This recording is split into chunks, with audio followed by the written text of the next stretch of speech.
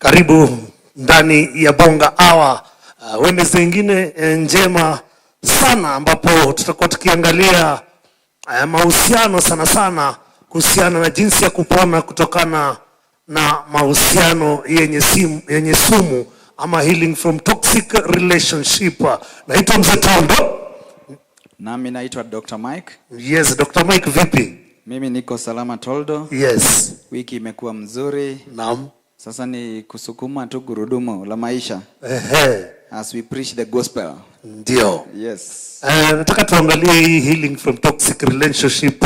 Ndio kwa Kiswahili wanasema kupona kutokana na mahusiano yenye sumu. Kwanza toxic relationship ni nini ukieleza mtazamaji na msikilizaji? Yes, I think this is something kwanza nianze kwa kusema kwamba imekuwa very common in these days. Wakati tunaongea kuhusu toxic relationships, toxic ni kama sumu. Wakati unasema maji iko toxic, ni kumaanisha hiyo iko maji haiwezi kusaidia na inaweka sumu ndani yako. Sasa the other word for toxic, you can talk about poisonous. Sasa when you talk about something poisonous, ni kitu iko na sumu inaweza hata kukuua. So toxic relationships, it is a relationship that is first characterized by the following. It is an unhealthy, it is a harmful relationship between people who love each other. Especially when we talk of toxic relationship, inakuja kwa watu, kwa romantic type of relationship. Hata kama kunaweza kuwa na toxic relationship between other categories of relationship, but wakati tunaongea kuhusu toxic relationship, sana inakuja kwa wale watu ambao wanapendana ama wako na uhusiano wa upendo. So it is characterized by, unhealthy and harmful habits ambazo ziko katika watu ambao wanapendana. Naam. Sasa nataka tuelewe angalau haya mahusiano, understanding the relationship. Utawezaje kujua kwanza ama science ni zipi za kujua kwamba umetumbukia kwa mapenzi yenye sumu ama mahusiano yako tayari yako na sumu? Yes, kitu ya kwanza just like vile mtu kuwa mgonjwa, kunakuwa na vitu tunaita signs and symptoms. A toxic relationship iko na symptoms, and these are as follows. Kitu ya kwanza, you find that the people who are relating in a toxic relationship, there is a lot of manipulation. Manipulation ni wakati mmekubaliana kitu tutafanya namna hii. One of the partners does not allow you to think of on your own. They are always, it is either the way or the highway. So manipulation is even when you are thinking that something is so good and you are in that relationship, they don't believe in you. They don't think that you can think on your own.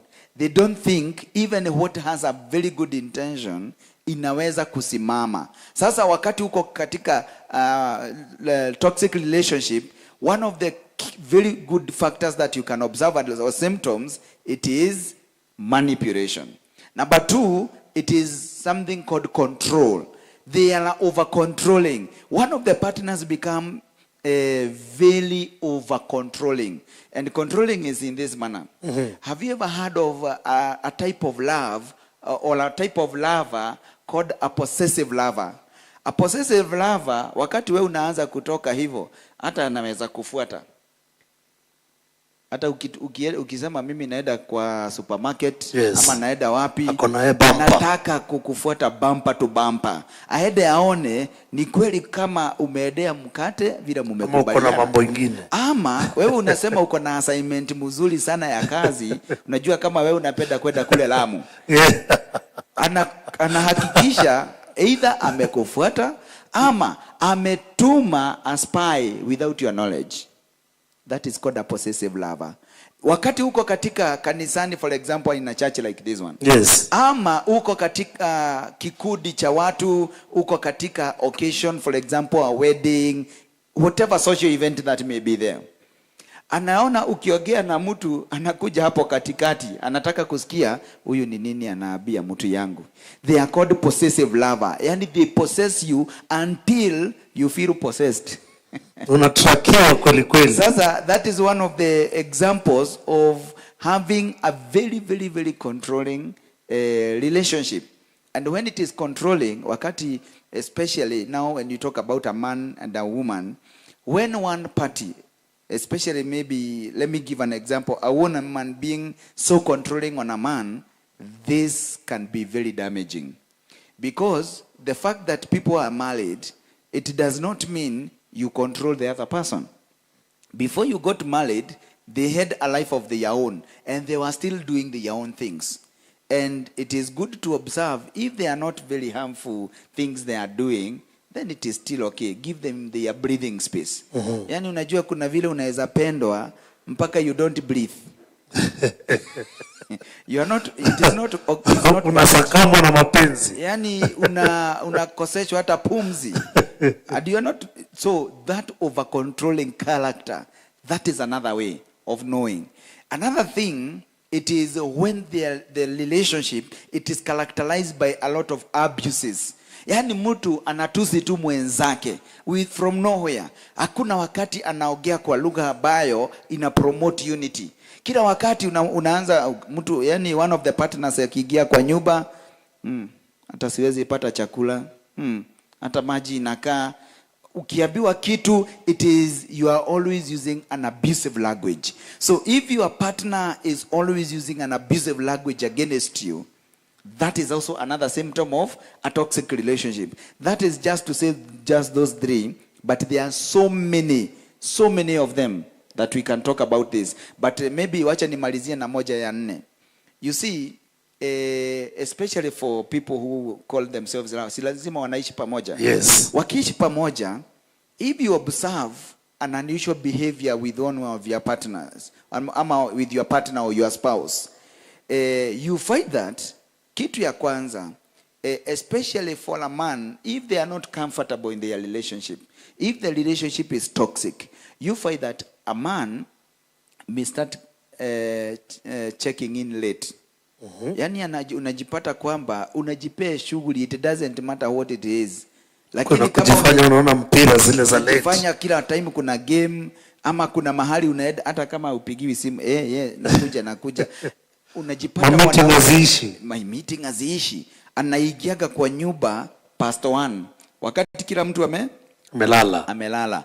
Then in the morning, I have a very early morning appointment. Unatoka mapema. Sasa ukianza kuona symptoms of withdrawal, it may not be from drug and substance abuse, or sometimes it may go to that level. Yani one of the parties hata anaanza kuingia kwa drugs, ulevi for example, anaanza kunywa hata kama hakuwa anakunywa. Unaanza kuona very unusual behavior with your partner. These are some of the symptoms that can indicate there is something not okay. And you know, when something is not okay in a relationship and it is left unsolved for a long period of time, what happens is that there is that build-up of the toxicity. Yani wakati kuna poison inaendelea kupanda, kahasira kanaendeleanga tu kupanda, hakashuki.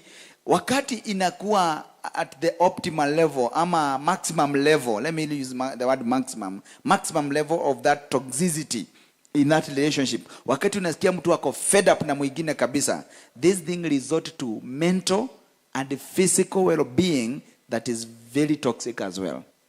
Yani it becomes so abusive in your mental health and your physical well-being. Yes. You find that at that point, people now resort to consequences like fighting, the consequences like, physical abuse. So when you talk about physical and mental well-being, those things now become alien to those people in a toxic relationship. Sasa wakati unajikuta kila wakati mawazo ambayo yana stress, na wakati tunaongea kuhusu mental, we have covered mental health before. Yes. Wakati unaanza kupata a lot of stress, A lot of, hata mtu anaongea ni kama amepagawa, unaona mtu anajiogelesha, hata mtu anaanza kuwa hata hataki kukaribia mwingine, withdraw, unywaji wa pombe, yani anaingia kwa mambo ambayo hajakuwa kwa hiyo kwa kawaida. That is mental health. Wakati tunaongea kuhusu physical well-being, you start seeing now the changes even in the physical person. Unaona, there's a lady I met the other day. In fact, it is something trading. A man has been in a very toxic relationship with his woman. Imagine mama anachapwa na bwana yake in front of kids who are 2 years of age. Can you imagine when there is that physical kind of torture? Imagine mwanaume anachukua hata unga anachapa na mama nayo, unapika chapati, anaenda anachukua unga anaoshwa nayo kwa uso, and it is in front of kids who are very young, 2 years, 5 years. What does that mean? Some of these symptoms we need to be very keen as we are in relationships, because these are very big symptoms and very significant symptoms za kuwa in a toxic relationship. And how does someone stay in such a relationship? These days, I would say, you find that why people still stay in such relationships is because either one of the spouses or one of the parties is not married, as in not married but not employed, and therefore in terms of their financial power, they are fully dependent on their spouse. And this is why I always advise that as much as it is humanly possible, the spouses, let everybody be working. Let everybody find something to do, such that they can have some, when you are powerless in terms of finances. Tukikosana na my spouse, nina withdraw all even the food, the basic necessities, hata kwa watoto. So they are suffering, yeah? They are suffering. Na unajua wakati kama huu, wakati mwingine economy inakuwa gumu. Na wakati inakuwa gumu, you find that you are walking for days without food. Not that because you lack, lakini it's because the other partner has withdrawn their support even for the basic necessities. Kuna watu nimedeal nao pia, unaona one of the spouses wanakuwa in that toxic relationship mpaka they withdraw even the support for rent. Na watu wanakaa Nairobi. Sasa caretaker ama the agent and whoever wanakuja wanafuga nyumba. Where do you expect the other party to go? Na watoto ni wadogo. Wakati hata dovu wanapigana, nyasi huumia, na ni hao watoto. What are they picking even from the parents? Sasa watu ukaa hapo mostly because of lack of resources. Habari ni kama vile unaipata. Hapa kazi ipo. Tutakuwa tukiangalia healing na self understanding baada ya muda usiokuwa mrefu. Wacha kwanza tukunywe maji, manake sasa yanaanza kuwa mazito haya.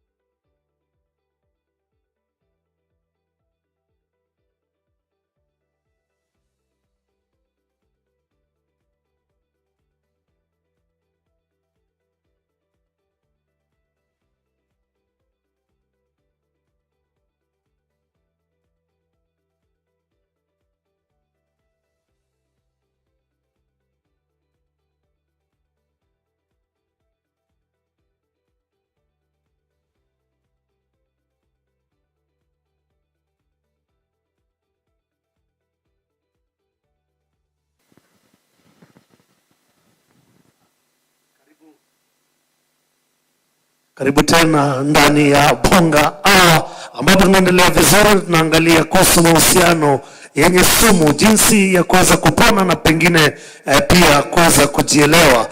Tunakuwa tukipitia kuweza kufahamu jinsi ya ama kuifahamu wenyewe mahusiano yenye sumu ama healing from the toxic relationship. Sasa hivi nataka tuangalie kuhusu self understanding na healing yenyewe. How can I begin to rebuild my self-esteem and confidence? Yes. How you can regain, rebuilding your self-esteem and also the confidence is through, first of all, unajua wakati umekuwa subjected in an environment that is very, very toxic, bado inakuaga pia na lessons zenye inakufunza. And I think one of the things is to, unajua wakati tunaongea kuhusu mtu vile anajibemba as an individual, we need to develop, what we call the self principles za maisha yako and how to live and also interact with the people. Wakati hata uko katika relationship yenye inakupitisha mambo kama yale, what rebuilds that self confidence in you, it is when you are able also to have principles of how you operate. For instance, you may limit, because kitu ambayo ina fuel, the fuel for the toxicity in this relationship, it is how people respond to each other wakati kuna kitu kama maybe an argument, or there is something that you hold valid perspectives with each other. The way you respond to your spouse or to your partner, that is something that really fuels. Unapata kwamba when you are in such kind of a relationship, people are always responding in using vulgar language, abusive language. And if you can be principled enough, ujiambie wewe, me as an individual, as long as I am responding to my partner, I am responding to my spouse, I will not use abusive language. I will not respond in a language that can trigger more fight instead of peace. So once you have some self-principles that you can be following, you as an individual, you play your individual role. Even if your other partner is not able to follow that to start with, start it with yourself. Have your own principles. Number two, learn to stay calm. You may be triggered to react in a very, very, very negative way. And because of this, it triggers you to act in a way that will even cause fighting. Because when you are stimulated to even react and overreact, you need to learn to stay calm. Even when it is very, very, very, very difficult, you can still stay calm as you respond to the other partner. And number three, you can also set limits. Limits means if, for instance, in a toxic relationship, people respond very negatively to each other, even in front of people, even it doesn't matter, in front of children. And if there is something that fuels anarchy, it fuels even you behaving in a way that is showing impunity in a relationship, in this now toxic environment, it is you don't have limit of whoever is present for you to be able to react. Therefore, I think if we have some of these principles that are guiding us, that are helping us, some virtues of, calmness, limiting yourself of what to take, as in the kind of action you are supposed to take when you should be doing something different. Some of those things, they can help you regain your confidence na kuanza kukua na your own self-esteem. You start rebuilding your own self. Before even the Bible, there's somewhere the Bible says that before you look at the log at the eye of your, or the speckle in the eye of your friend or your neighbor, can you look at yourself? So this means that it starts with the self. Once the self is addressed and you are comfortable that the self is okay, now you are able to respond and start seeing the log in the eye of your neighbor. and the eye of your partner, and so does to your spouse. Sometimes pia ukijiangalia sana unapata mtu anaanza kujiblame. Kwa nini inafikia hapo kwamba unaanza kuona wewe ndio ni kama uko na shida? Yes, this is called low self-esteem. When you are esteemed, the way you carry your own self is lowered. Because pengine umekosewa lakini unaanza kuona mimi ndio mwenye hizi blanda zote. Yeah, in fact, just a few days ago, I have been handling a very sensitive case. Mtu ambaye ameona, yani ameingia kwa hii relationship, amekuwa abused, maybe kwao, wazazi, they were all abusing the person, and when you are subjected to those kind of things in life, they cause you to have that low self-esteem. Unakosa hata wewe mwenyewe kujikubali ya kwamba you can be able to stand stronger in an issue that you are being tormented in. So if you are in an abusive relationship and you are always abused, unaweza enda hata kushare na mtu ukidhani unaweza kupata suluhu, anakuambia wewe ufai kuwa unaongea, unafaa kunyamaza. Sasa unaenda kutafuta suluhu mahali hata unaonyeshwa wewe ndiye hata mwenye mashida. So there is somebody who was blaming themselves. Sasa hata mimi naona sijui nilifanyia hata Mungu nini. Mimi naona mimi nilikosewa, mimi naona si wa maana. That is what is called now low self-esteem. You start seeing yourself as somebody who is useless, somebody who doesn't have senses. Ukianza kujidunisha wewe mwenyewe kulingana na vile unaambiwa na your toxic partner or even other people in the community. For example, one of the things that may fuel also toxic relationship, wakati uko in an environment mahali watu, either watu wa familia ya maybe tuseme mwanaume, yes, wanashukia mama kabisa. If it happens like that, the lady hata aende afukue mzuri namna gani, anaamuka hata mapema mkienda kwenu, anaanza kufagia, anajipa shughuli kweli, anajipatia na anajituma kweli kweli. Na wao watu uliwaonyesha kwamba huyu tuko na yeye ni mtu hata anakaa tu takataka, ni bure, ni mtu bure kabisa.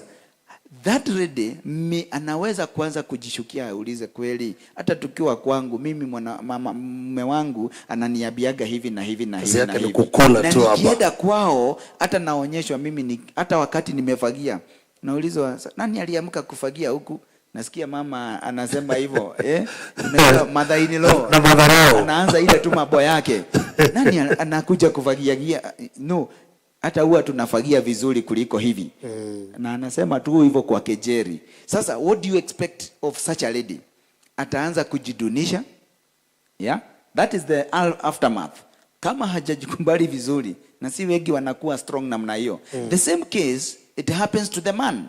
If as a lady you don't show your male partner that respect, hata wakati muko na yeye, kwa watu wenu, instead even of solving something so simple that you could have solved wakati muko pamoja, yani mambo yenu inakuwa solved by a brother, by a sister, by a cousin, na si ile ya high cousin, by cousin mwingine huko, you subject them, or even your parents, you subject the man to a lot of humiliation. Even if akona ile ego yake anakujiona mimi ni mwanaume, hata akienda kwenu na ameanza kuonyeshwa madharau, how do you expect that man to behave? Therefore, hiyo maneno yote what I have spoken about, they cause low self-esteem, and they emanate from the behavior of people who are in a relationship. So the self, if we are able to address the self and the manner in which you carry yourself, the principles, yani hata wakana mimi niko na my spouse amedunishwa kiasi gani, I can still stand in her weaknesses, and that is what is important. Wakati uko katika in a relationship, kukubaliana na kuweza kuchukua weaknesses za mwingine, kumsaidia overcome, aweze kusimama vizuri, and that you are able now to even encourage him or her on the areas of strength. That is helping us will help you to stand, other than the other way loud, which only cause low self-esteem, kukosa kujikubali. Yes, na hiyo mambo ya kujilaumu utawezaje kuacha kujilaumu? How will you stop blaming yourself in such a relationship? Now, in such a relationship, I advise these things. Number one of the ways you can stop blaming yourself ni kwanza wewe mwenyewe ujikubali that whatever you are doing, you are making sense. That is number one. Because there is no way, it doesn't matter who can tell you, irrespective of their stature, in the community, in the country, in the church, or in whatever arena. Kama wewe mwenyewe haujajikubali, yani hata wewe mwenyewe unajidhalau, there is nobody who can convince you that you are better. That is the very, very pertinent principle and the very important principle of starting the journey for, improving your self-esteem. Jikubali wewe mwenyewe na ujiamini. Lakini si kujiamini utusi mwingine, si kujiamini uanze kuonyesha madharau kwa mwingine. Ni kujiamini to the extent that you are confident with what you are doing. Yes, kuna marafiki zangu nilikuwa nawatembelea na wote wako sawa. Kila mtu ako job kivyake na kila mtu ako na job fiti, but relationship yao ukiongea nao unasikia wakisema ni toxic, but they are so much attached to each other. Kwa nini ina happen vile? Yes. Na sasa hapa hakuna mtu anataka msaada ya mwingine. Kila mtu anaweza simama kivyake. Yes. But wako attached sana. Mbona inakuwa hivyo? Now, there are other factors other than now the resources. The resource endowment between among the spouses. There are other factors that may cause, even if we're gonna marry, there are other factors that can cause that toxicity still to continue. One example, there may be something that I always talk about called comparison. When a man or the lady compares themselves with how others are living, that is one major cause of seeing as if for you have somebody ako na pesa, wewe uko na pesa, lakini hamuzitumii ama hamuogeleshani ama hamubehave vile wao wengine wana behave, without even knowing whether the rest are even pretending in the public or not. So when you do comparison with another person and how they are staying in their relationship and trying to use that as a benchmark that our relationship is worse off, it will cause toxicity. Even if you want to stop, it will cause toxicity. The factor number 2, and this is the last one I'll say, this is a mega influence. I will talk about the friendship, and particularly friendship among the ladies. There are these two groups, the social groups of ladies, where they go interact. Wewe kwako unaendelea namna gani? Yes. Iko namna gani? Ukiona mimi ni mzee, huyo mzee wako vile nilimuona siku fulani na hiyo kakoti, hapana. Vile niliona akibehave na kasichana fulani, kuna mahali nilimuona kwa moyo. Wakati uko na marafiki ambao wanaweza kukueleza about how your relationship is going, know that you have started the journey on the long route. Number 2, there is also the friendship also among men, the social group ya wanaume. Naambiwa mimi siwezi kaliwa, mimi siwezi niona mwanamke namna hii. When some of those things go like that, si unajua mahali wazee wanapatana, wanapenda hiyo sana kwanza. Wakati wanapatana mahali wanaweza kushare notes. Kwako mimi naonaga wewe kwanza unaambiagwa ushike mtoto mkienda kwa mall, kwa shopping, sijui nini. Mimi siwezi fanya vitu kama hiyo. Kubeba handbag. Yani kubeba handbag. Let me tell you something. If you are in cocoons like those that are, wewe unaona ni mzuri, and this is a way to even build a stronger relationship with your spouse, please, the two of you, follow that. Do what makes you hold together even the more. But when you listen to other voices, the external voices telling you how you should manage, how you should treat, how you should be with your spouse or your partner, hizo ndizo zinaletaga drama kwa nyumba. Kwa sababu unajipata, there is a couple I was trying to help somewhere. and because of confidentiality, I don't want to disclose the people. Unaenda unakuta kwamba na ni watu kwanza walikuwa kanisani. Let me use people who are even born again. Wamekuja church. After kanisa, hawa watu wana interact. Kuna group za other couples wame interact in a couples meeting, and after the couples meeting wanaona vile watu vile walikuja, masijui mwanaume hakuwa ameingia church wakati mkutano ilikuwa inaanza, vile ameenda kwa spouse wake amempea kahag mzuri. Sasa wewe akaanza kujiuliza, mimi nilihagiwa mara ya mwisho lini? Unajaribu kukumbuka, you don't even remember the trace of a hug anytime. And that was the cause ya vita hiyo jioni. Yani, you mean people are holding like this together and they're in a relationship, na mimi nimekaa muda mrefu sana without experiencing even something like this. How can it be? I am not in the right relationship. So when you start such things, definitely know that when you compare, when you go to friends who toxify even the way you think about your partner, or a group of people, even if it is a social group, but it is bringing some toxicity in your mindset about how you should treat your spouse or your children, then there is a problem there. Sasa hata maybe kabla to take a break, alikuwa nafika mahali kila sometimes wana separate. But unasikia akisema mimi na miss mtu wangu. Mwingine anaona mimi nikaa nilishikiwa kamote. Hapo nayo inakuaje hivyo? Hiyo missment inakuaje? Yes, kushikiwa kamote ni wakati tunaongea kuhusu, now we now get in the spiritual realm. Yeah? Wakati watu wako pamoja na wako katika uhusiano ambao ni wa upendo, there is something that people should do. And there are some tools that always we should use as people who love each other. Yeah? Number one, it is praying together.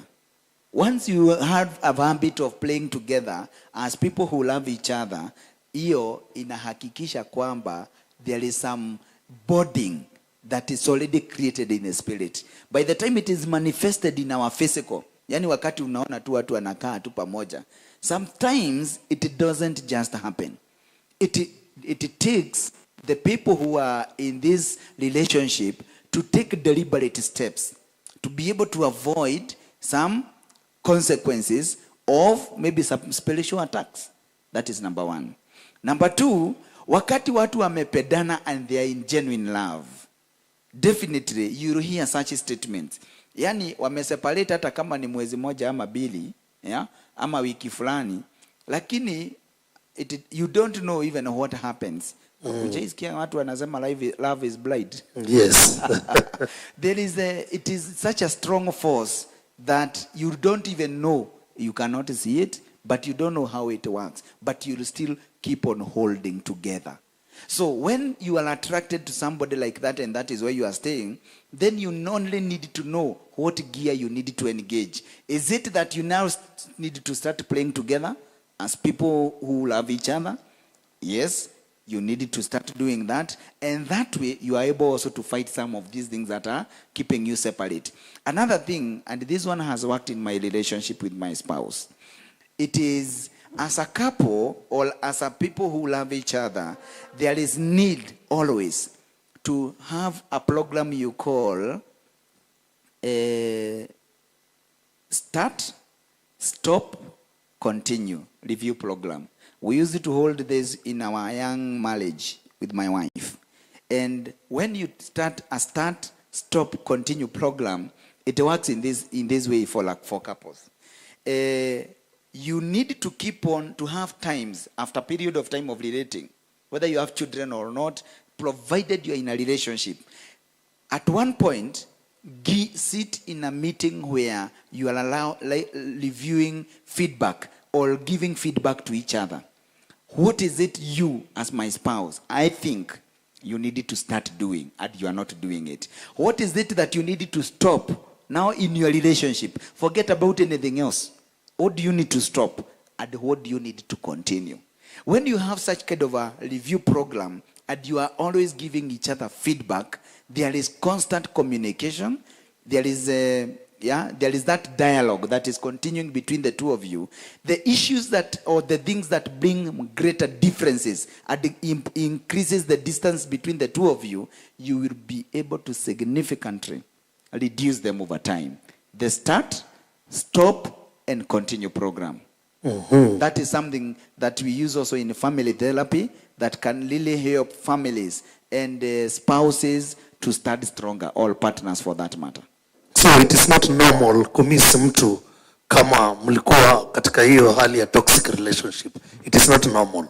It is not normal, but even if you are in toxic relationship, provided you are, toxicity, I know at the point where people are coming together, it may not be that at that point people had identified toxicity, because you cannot get into your finger in a snake's mouth, yeah, Yes. and it will bite you.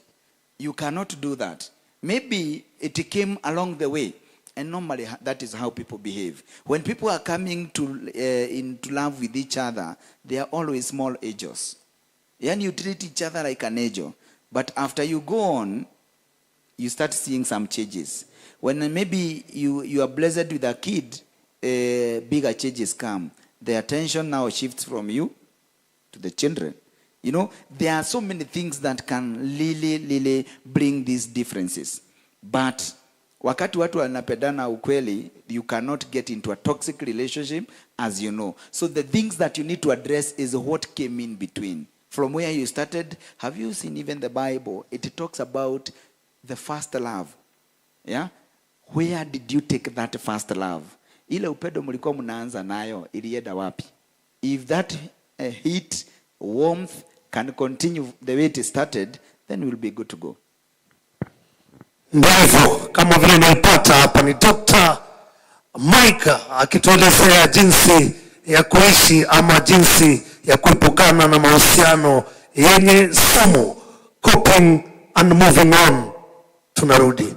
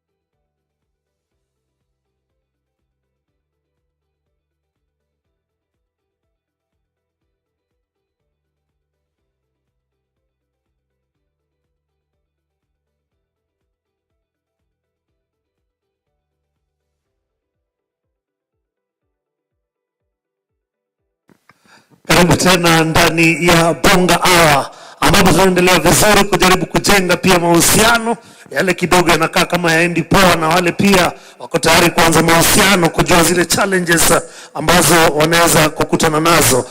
Ni ile mzee Toldo, niko na Dr. Mike ambaye vile vile mimi kuambia ni counselor huyu. So ukiwa na shida zozote unaweza tutembeleana na kuambia gasa ile niko hautalipishwa hata bob, so take advantage like that. So nataka kwanza kuingia moja kwa moja kuangalia comments, lakini kabla comments ningetaka unieleze jinsi ya kumove on na kucope na such situations. Yes, thank you so much. And vile nilikuwa naona hapa mzee Toldo, nilikuwa na vile nimekuwa in the last like 3 to 4 years. There is one trend that is emerging about the young relationships, especially the young couples. Young couples means these are people who have lived together for up to 10 years. There has been a huge level or a huge rate of breakups, and the toxicity that you see mostly it is within people who are, a big chunk is for people who are within that bracket, up to 10 years. And in one of the family therapies, we were asking ourselves a question: why are young couples having all these manner of issues? And there are about 6 to 7 key things we were seeing when you are in such a relationship. In fact, these days we were advising people, one of the way to cope is actually to temporarily withdraw. You know, we who have been preaching the word of God, the Bible, Apostle Paul teaches about only 2 areas in which people can really divorce. Kuachana ile ya kuachana kabisa. Kuachana ile unaniambia watu wanaenda baada ya siku 3, 4, wiki 5 mwenzake mtu yangu. Beyond that, there is something that Apostle Paul teaches, and this is on account of infidelity. In an account of infidelity, that is unfaithfulness. Hii ndio kitu ya kwanza ambayo kama ni hivyo, if one of the spouses is unfaithful and there is evidence of unfaithfulness. The possessive lover I talked about, these are the people who go to the extent that bona tu mtu ameenda kazi. Mimi, for example, myself, mimi ni mtu ana travel sana. And my wife as well, she travels a lot. Sasa there is a time yeye ana spend time in the coast, mimi niko Rift Valley. Yeye ako Rift Valley, mimi niko Central Region. Niko Nyanza, ako Western. That is the nature of our work, all outside the country. And suppose sisi hatuaminiani. Can you see the level of infighting ambayo tutakuwa nayo? Wakati a possessive lover anafikiria the moment you leave that door within our house, you are going to you are going out with someone else. That is insecurity in the mindset. And some of these things, these are the things I really recommend that program, the start, stop, continue program, so that you can discuss some of these things ili mata mnaelewana. Sababu hamutaenda, setutaenda na mke wangu kazini kwangu. It doesn't make sense. So some of the ways to cope when you are in a toxic relationship, number 1, it is to build trust with each other. And this is brought through, you know, doing something credible and also being accountable to each other. Where am I going? Your partner should know very clearly, without leaving any room of them to cast doubts on you and being maybe raising suspicion. Number 2, even when we talked about the self, we also need to ensure we ourselves, we are not doubting and keeping quiet, because that only helps to build some level of toxicity and mistrust among ourselves, such that when there is an opportunity, unaona ni kama umekuwa ukiishi na chetani na haujui. That is when people behave in a way that it is so extreme, yet you have never known somebody with those kind of behaviors. The other thing, number 3, how to cope, it is also to set your own boundaries. What can I do? What can't I do? And even from the beginning, when people are coming together, please know where you start and where you stop, and even some level of compromise when you are setting boundaries. You cannot say, mimi sirudishi yangwi, iyo lugha haikuangi. It is a level of compromise when you are together, because the two of you are totally separate entities. Kila mtu ako na akili yake, na kama uko na akili yako, lazima unafikiria na lazima unazungumza ile kwa akili yako. So the level of compromise comes in because we have totally different perspective. What should I do to ensure that I accommodate my spouse? What should I do to ensure that I accommodate my partner?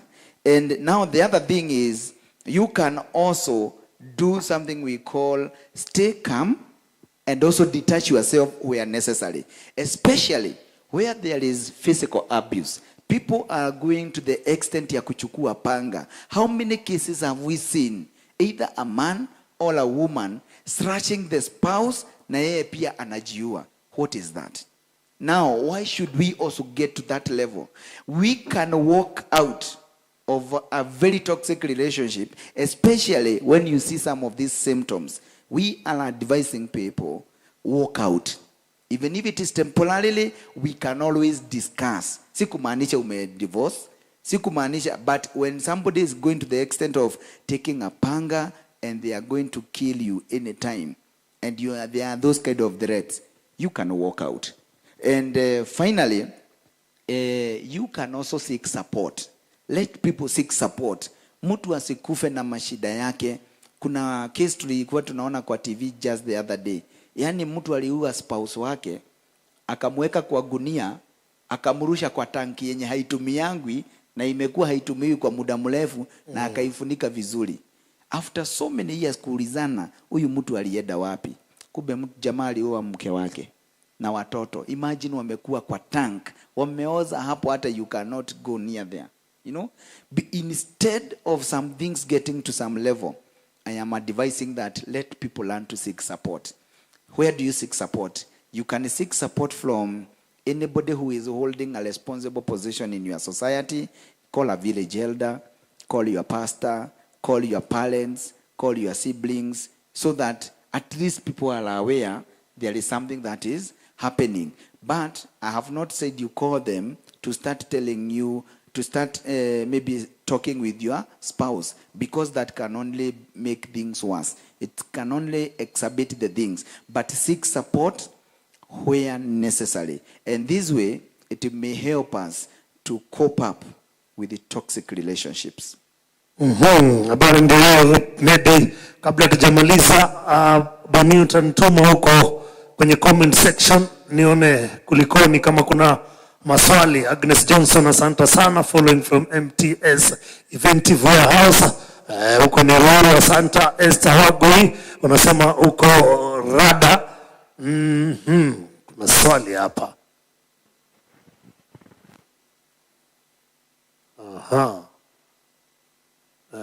Peshro, asante sana Pesh, unasema possessive lover, insecurity ni mobo. Huko ni Kitengela, watu wako sawa. Lucas the worshipper, how should you know if a person is real with you, especially ladies, asking for myself and 99 others as a man? Nataka kujua kama atajua mtu ni true. Hii ni ile unasemanga kwamba the theory that goes on, you have to kiss 1,000 frogs before you arrive at the right frog. Yes. But how it is very difficult, or how can a person do if a partner is disrespectful to you and yet you are not married? Now, if these kind of symptoms are coming in advance, this is where a lot of dialoguing comes in. And if it is something that is so consistent, don't, and this is now to the young people, I always advise that don't be in a hurry to get married. In fact, like in church, we say that at least there must be a program we call the premarital counseling. That premarital counseling must take 3 months on the minimum. So within these 3 months, we are taking you through something. And also for you to flaunt maybe somebody that you need to get married and joined in a holy matrimony, my advice is that don't be in a rush. Don't get a girl in the church or outside the church, and then you are coming after 2 months, you are saying you want to get married. I once in 2021 handled such a case where a guy wanaonana na msichana hata wako kwa kanisa, they wanaserve pamoja vizuri, then after 3 months of knowing each other, they already want to get married, and they are telling you they want to get married next month. It doesn't happen that way. Young men, it doesn't happen that way. Now, I always advocate for time. Time, it is one very important denominator. Take time. And taking time, it is a minimum of 1 year. That is on the minimum. Take time because you need to go through the stages of a relationship. You have to do the dating, that's okay. You also have to graduate and now maybe start courtship. All those stages have timelines. And when you give yourselves time, you should be able to make a very sober decision whether to go with a particular person. If they cannot change and you still want to go on, well and good. Maybe you'll pray for grace for that person. But this is a time when people should know each other very well, know where they come from, know their people, know what they do, know what values they stand for, and let them. Hiyo ndio wakati pia ya kukosana. Mnakubaliana kitu, huyu hafanyi. See the reaction of each other. Musifichane.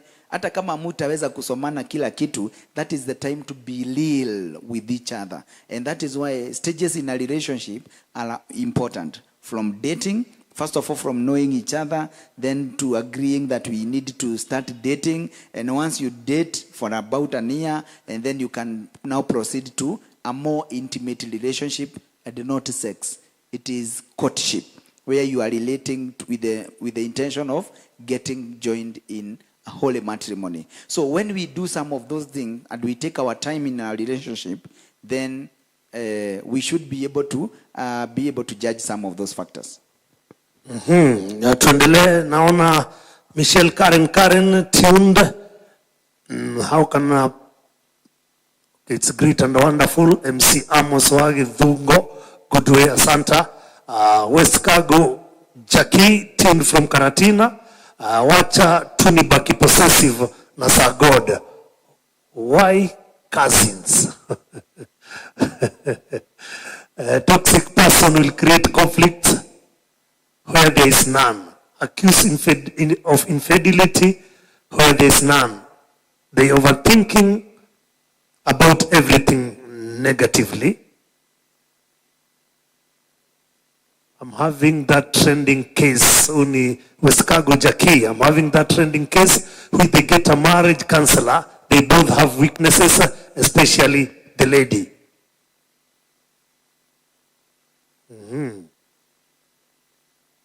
Yes, naona comment zetu ni kama zimeisha. Maybe pengine tukimalizia, pengine unasemaje kwa sababu ya muda? Thank you so much. Yes, I think even from the comment you can see that there is a challenge we have, and this is particularly affecting the people in a relationship and in the area, the bracket that I have said. This toxic relationship is particularly for people who are already staying together. They have agreed that we are a couple, we are partners, we are spouses. This is where it is mostly being it is affecting this group of people the most. This is not necessarily for the young people. The young people have already given the way in which you need to go through the dating, the courtship, until you now start having an accountability partner and all that. But now this issue of toxic relationship, it is becoming so, engraved in our communities, in our societies.